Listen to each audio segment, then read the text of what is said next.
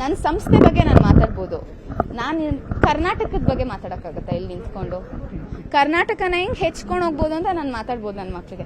ನನ್ನ ಹತ್ರ ಇರೋದು 8,000 ಜನ ಮಕ್ಕಳು ಅಷ್ಟೇ. ನಮ್ಮಪ್ಪನ ಹತ್ರ 8 ಲಕ್ಷ ಜನ ಇರ್ಬೋದು. ಸೊ ನನ್ನ ಹತ್ರ ಇರೋ ಎಷ್ಟು ಜನದಲ್ಲಿ ನಾನೇನು ಮಾಡ್ಬೋದು ಅಂತ ನಾನು ಮಾಡ್ತಾ ಇದ್ದೀನಿ ಇವತ್ತು. ನಾನು ರಾಜಕೀಯ ಆಗಲಿ ಆರ್ ಒಂದು ಗೌರ್ಮೆಂಟ್ ಬಗ್ಗೆ ಕಮೆಂಟ್ ಮಾಡೋಷ್ಟು ದೊಡ್ಡೋಳು ಅಲ್ಲ, ಅದ್ರ ನೆಸೆಸಿಟಿನೂ ಇಲ್ಲ ಅಂತ ನಂಗೆ ಅನ್ಸುತ್ತೆ. ಇವತ್ತಿನ ದಿವಸದ ಪ್ರಕಾರ ನಂಗೆ ದೇವರಾಣೆ ಆ ಥರ ಒಂದು ಆಲೋಚನೆನೂ ಇಲ್ಲ ಸರ್.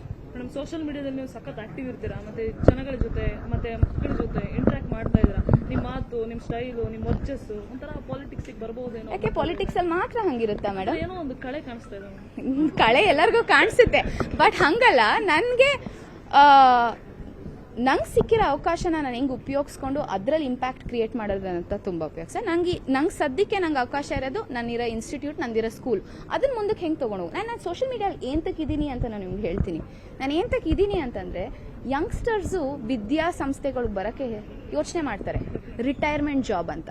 ಬಟ್ ವಿದ್ಯಾಸಂಸ್ಥೆಯಲ್ಲೂ ಒಂದು ಕ್ಯಾರೆಕ್ಟರ್ ಇದೆ, ಯಂಗ್ಸ್ಟರ್ಸ್ಗೆ ಒಂದು ಗ್ರೋ ಆಗೋ ಆಪರ್ಚುನಿಟಿ ಇದೆ. ಸೊ ಎಷ್ಟೊಂದು ಜನ ಕರ್ನಾಟಕದಲ್ಲಿ ಯಂಗ್ಸ್ಟರ್ಸು ಎಜುಕೇಷನ್ ಫೀಲ್ಡ್ಗೆ ಬರಲಿ, ಎಜುಕೇಷನ್ ಫೀಲ್ಡ್ನ ಅಪ್ಲಿಫ್ಟ್ ಮಾಡಲಿ, ನಾನೊಂದು ರೋಲ್ ಮಾಡೆಲಾಗಿ ಅಲ್ಲಿ ನಿಂತ್ಕೊಬೇಕು. ಅವ್ರಿಗೆ ನೋಡ್ಬಿಟ್ಟು ಓಕೆ ಇವಳು ಎಷ್ಟು ಚೆನ್ನಾಗಿ ಖುಷಿಯಾಗಿ ಕೆಲಸ ಮಾಡ್ತಾ ಇದ್ದಾಳೆ, ನಾವ್ಯಾಕೆ ಮಾಡಬಾರ್ದು ಅಂತ ಒಂದೇ ಕಾರಣಕ್ಕೆ ನಾನು ಸೋಷಿಯಲ್ ಮೀಡಿಯಾಗೆ ಬಂದೆ. ನಾನು ಹೇಳಿದ್ನಲ್ಲ ಸರ್, ನನ್ನ ಕಾಲೇಜ್ ಪ್ರೈಸ್ ಬಗ್ಗೆ ನಾನು ಮಾತಾಡ್ಬೋದಿತ್ತು. ನಾನು ಕಾಮನ್ ಆಗಿ ಮಾತಾಡೋದು ನಾನು ಇವಾಗ. Thank you. ರಾಮನಗರನ ಬೆಂಗಳೂರಿಗೆ ಸೇರಿಸಬೇಕಂತ ಈಗ ರಾಮನಗರನ ಕೈ ಬಿಡಿ ಅಂತ ಸೂಚನೆ ಕೊಟ್ಟಿದ್ದಾರೆ ಸರ್. ನನ್ನ ಸಂಸ್ಥೆ ಬಗ್ಗೆ ನಾನು ಮಾತಾಡ್ಬೋದು. ನಾನು ಕರ್ನಾಟಕದ ಬಗ್ಗೆ ಮಾತಾಡೋಕ್ಕಾಗತ್ತಾ ಇಲ್ಲಿ ನಿಂತ್ಕೊಂಡು? ಕರ್ನಾಟಕನ ಹೆಂಗೆ ಹೆಚ್ಕೊಂಡು ಹೋಗ್ಬೋದು ಅಂತ ನಾನು ಮಾತಾಡ್ಬೋದು ನನ್ನ ಮಕ್ಕಳಿಗೆ. ನನ್ನ ಹತ್ರ ಇರೋದು 8,000 ಜನ ಮಕ್ಕಳು ಅಷ್ಟೇ. ನಮ್ಮಪ್ಪನ ಹತ್ರ 8 ಲಕ್ಷ ಜನ ಇರ್ಬೋದು. ಸೊ ನನ್ನ ಹತ್ರ ಇರೋ ಎಷ್ಟು ಜನದಲ್ಲಿ ನಾನೇನು ಮಾಡ್ಬೋದು ಅಂತ ನಾನು ಮಾಡ್ತಾ ಇದ್ದೀನಿ ಇವತ್ತು. ನಾನು ರಾಜಕೀಯ ಆಗಲಿ ಆರ್ ಒಂದು ಗೌರ್ಮೆಂಟ್ ಬಗ್ಗೆ ಕಮೆಂಟ್ ಮಾಡೋಷ್ಟು ದೊಡ್ಡೋಳು ಅಲ್ಲ, ಅದ್ರ ನೆಸೆಸಿಟಿನೂ ಇಲ್ಲ ಅಂತ ನಂಗೆ ಅನ್ಸುತ್ತೆ. ಇವತ್ತಿನ ದಿವಸದ ಪ್ರಕಾರ ನಂಗೆ ದೇವರಾಣೆ ಆ ಥರ ಒಂದು ಆಲೋಚನೆನೂ ಇಲ್ಲ ಸರ್.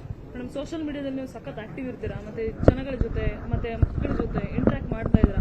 ನಿಮ್ಮ ಮಾತು, ನಿಮ್ಮ ಸ್ಟೈಲು, ನಿಮ್ಮ ವರ್ಚಸ್ಸು ಒಂಥರ ಪಾಲಿಟಿಕ್ಸ್ ಬರ್ಬೋದೇನೋ. ಯಾಕೆ ಪಾಲಿಟಿಕ್ಸ್ ಅಲ್ಲಿ ಮಾತ್ರ ಹಂಗಿರುತ್ತಾ ಮೇಡಮ್? ಏನೋ ಒಂದು ಕಳೆ ಕಾಣಿಸ್ತಾ ಇದೆ. ಕಳೆ ಎಲ್ಲರಿಗೂ ಕಾಣಿಸುತ್ತೆ, ಬಟ್ ಹಂಗಲ್ಲ. ನಂಗೆ ಸಿಕ್ಕಿರೋ ಅವಕಾಶನ ನಾನು ಹೆಂಗೆ ಉಪಯೋಗಿಸ್ಕೊಂಡು ಅದರಲ್ಲಿ ಇಂಪ್ಯಾಕ್ಟ್ ಕ್ರಿಯೇಟ್ ಮಾಡೋದಂತ ತುಂಬ ಉಪಯೋಗಿಸ. ನಂಗೆ ಸದ್ಯಕ್ಕೆ ನಂಗೆ ಅವಕಾಶ ಇರೋದು ನನ್ನಿರೋ ಇನ್ಸ್ಟಿಟ್ಯೂಟ್, ನಂದಿರೋ ಸ್ಕೂಲ್, ಅದನ್ನ ಮುಂದಕ್ಕೆ ಹೆಂಗೆ ತೊಗೊಂಡು ನಾನು ಸೋಷಿಯಲ್ ಮೀಡಿಯಲ್ಲಿ ಏಂತಕ್ಕಿದ್ದೀನಿ ಅಂತ ನಾನು ನಿಮ್ಗೆ ಹೇಳ್ತೀನಿ. ನಾನು ಏಂತಕ್ಕಿದ್ದೀನಿ ಅಂತಂದರೆ, ಯಂಗ್ಸ್ಟರ್ಸು ವಿದ್ಯಾಸಂಸ್ಥೆಗಳಿಗೆ ಬರೋಕ್ಕೆ ಯೋಚನೆ ಮಾಡ್ತಾರೆ, ರಿಟೈರ್ಮೆಂಟ್ ಜಾಬ್ ಅಂತ.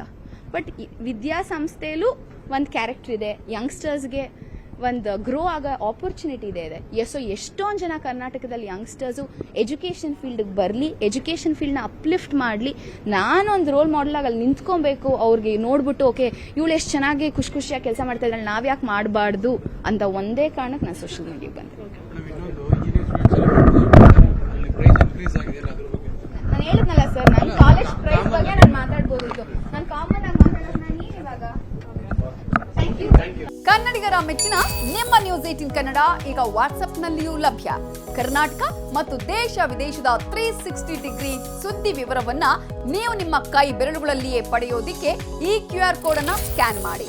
ನಮ್ಮ ಚಾನೆಲ್ ಅನ್ನ ಫಾಲೋ ಮಾಡಿ, ನೋಟಿಫಿಕೇಶನ್ ಆನ್ ಮಾಡಿ.